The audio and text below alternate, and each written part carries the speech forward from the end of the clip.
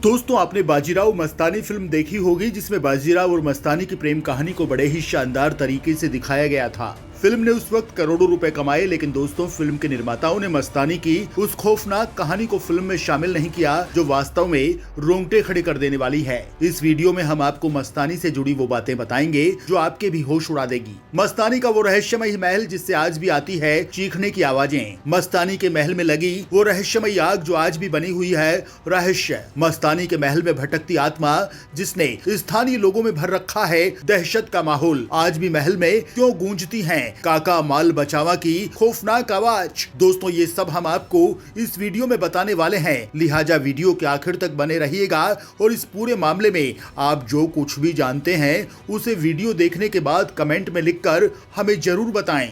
रूहानी ताकतों के कब्जे में मस्तानी का रहस्यमयी महल।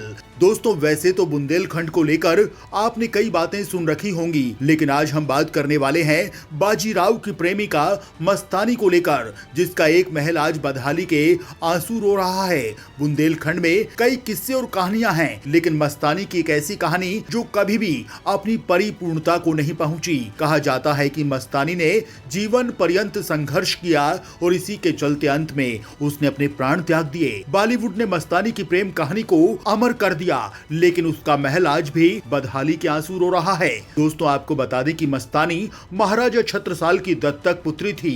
कहते हैं कि वो मुसलमान थी और बुंदेलखंड से ताल्लुक रखती थी। उसके बारे में कहा जाता है कि उसकी बेइंतहा खूबसूरती के चलते उसे सौंदर्य की रानी कहा जाता था। उनका महल छतरपुर जिले के मऊ सहानिया में महाराजा छत्रसाल के ठीक बगल में बनाया गया है।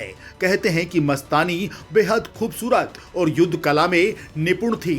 यही वजह है कि महाराजा छत्रसाल के लिए कई युद्ध उसने अपने युद्ध कौशल के चलते जीते। दिसंबर 1728 ईस्वी में इलाहाबाद के मुगल प्रमुख मोहम्मद खान बंगश ने बुंदेलखंड पर हमले की योजना बनाई। महाराजा छत्रसाल को बंगश की योजना के बारे में पता चल चुका था। उन्होंने सहायता मुहैया कराने के लिए बाजीराव प्रथम को एक चिट्ठी लिखी और सहायता मांगी। ये पत्र मिलने के तुरंत बाद ही बाजीराव अपनी सेना के साथ महाराजा छत्रसाल की सहायता के लिए रवाना हो गया। बंगाश युद्ध में परास्त हो गया और उसे बंदी बना लिया गया। बाद में उसे इस शर्त के साथ मुक्त कर दिया गया कि वो दोबारा कभी भी बुंदेलखंड पर आक्रमण नहीं करेगा। युद्ध में बाजीराव की सहायता से छत्रसाल बाजीराव के बहुत आभारी थे और उसे अपने बेटे के रूप में मानने लगे थे। इतना ही नहीं, छत्रसाल ने अपने साम्राज्य को 3 भागों में बांटते हुए एक हिस्से को बाजीराव प्रथम को भेंट स्वरूप दे दिया। इसके साथ ही छत्रसाल ने अपनी बेटी मस्तानी और बाजीराव के विवाह का प्रस्ताव भी बाजीराव के समक्ष रखा। इस तरह से बाजीराव की मुलाकात मस्तानी से हुई। बदहाली के आंसू रो रहा है मस्तानी का महल। शाम ढलते ही शुरू हो जाती है रहस्यमयी आवाजें। दोस्तों, मस्तानी का महल आज बदहाली में है। मस्तानी का महल दुबेला म्यूजियम के ठीक बगल में बना हुआ है, लेकिन अब ये ऐतिहासिक महल धीरे धीरे खंडर में तब्दील होता जा रहा है। इस महल को देखने के लिए ज्यादातर प्रेमी जोड़े आते हैं, लेकिन ये बेहद खस्ता हाल में हो चुका है। इतिहासकारों का मानना है कि मस्तानी को बाजीराव की पहली पत्नी काशीबाई और उनके परिवार के अन्य सदस्यों ने कभी स्वीकार नहीं किया। नाना साहब और रघुनाथ राव काशीबाई के 2 पुत्र थे। परिवार के विरोध को देखते हुए बाजीराव ने शनिवार वाड़ा महल के ठीक बगल में मस्तानी के लिए एक आलीशान आईना महल बनवाया था। इस महल में हजारों आईने लगे थे। महल के बगल में दीवे घाट पर मस्तानी के नहाने के लिए एक विशेष कुंड का निर्माण करवाया गया था। यह महल पुणे में आज भी मौजूद है। 1818 तक यह पेशवाओं के अधिकार में रहा। 1828 ईस्वी में इस महल में रहस्यमयी तरीके से आग लग गई, जिससे महल का बड़ा हिस्सा आग की चपेट में आ गया था।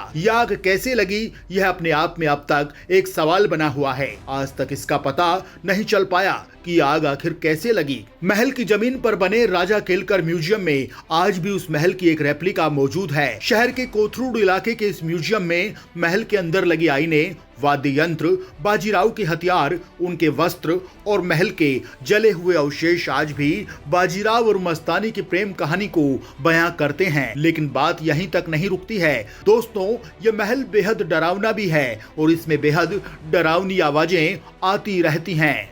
यहाँ गूंज उठती हैं काका माल बचावा की आवाजें। दोस्तों, स्थानीय लोग कहते हैं कि इस महल से अब भी अमावस्या की रात एक दर्द भरी आवाज आती है जो बचाओ बचाओ पुकारती है। यह आवाज उस शख्स की है जिसकी हत्या इस महल में कर दी गई थी। कहते हैं कि हत्या के बाद उसके शव को नदी में बहा दिया गया था। ऐसी मान्यता है कि बाजीराव के बाद इस महल में राजनीतिक उथल पुथल का दौर शुरू हो गया था। इसी राजनीतिक दावपेच और सत्ता के लालच में 18 साल की उम्र में नारायण राव की हत्या इस महल में कर दी गई थी। कहते हैं कि आज भी नारायण राव अपने चाचा राघोबा को पुकारते हैं, काका माल बचावा। नारायण राव की हत्या क्यों और किस कारण से हुई, उसकी एक बड़ी दर्दनाक कहानी है। नारायण राव नाना साहेब पेशवा के सबसे छोटे बेटे थे।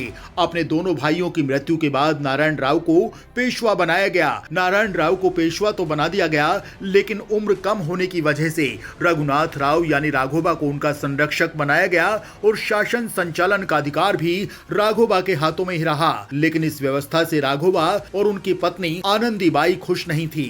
वो सत्ता पर पूर्ण अधिकार चाहते थे। राघोबा की हसरत की भनक नारायण राव को लग गई और दोनों पक्ष के बीच दूरियां बढ़ने लगी। इसी बीच राघोबा ने सुमेर सिंह गर्दी, जो भीलों का सरदार था, उसे पत्र लिखकर रघुनाथ राव को गिरफ्तार करने का आदेश दिया। लेकिन इस पत्र को आनंदीबाई ने बदलकर नारायण राव को मारने के हुक्म में बदल दिया। समर सिंह और नारायण राव के संबंध अच्छे नहीं थे, इसलिए सुमेर सिंह गर्दी ने नारायण राव पर हमला कर दिया और इससे घबराकर नारायण राव काका माल बचावा पुकारता हुआ महल में भागा। लेकिन सुमेर सिंह ने अपनी तलवार से नारायण राव का अंत कर दिया। यही आवाज आज महल में गूंजती रहती है। खैर दोस्तों, आपने भी मस्तानी के महल को लेकर कुछ अलग सुन रखा है तो कमेंट बॉक्स में कमेंट लिखकर हमें जरूर बताएं।